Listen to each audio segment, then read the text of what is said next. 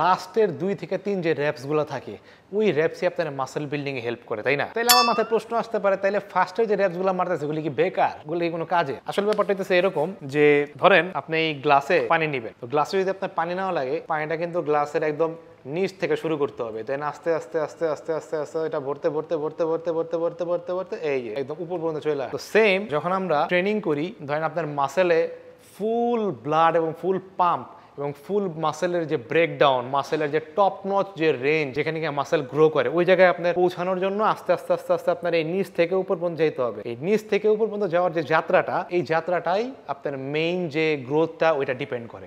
এখন প্রথমে যদি আপনি শুরু না করেন তাহলে শেষ পর্যন্ত পৌঁছাতে পারবেন না।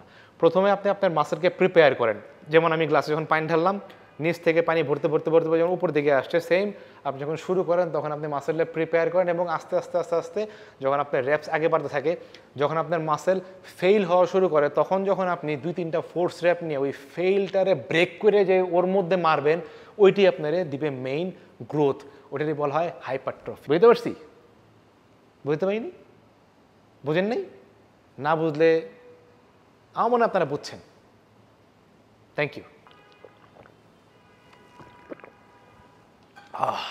কেটে দেন।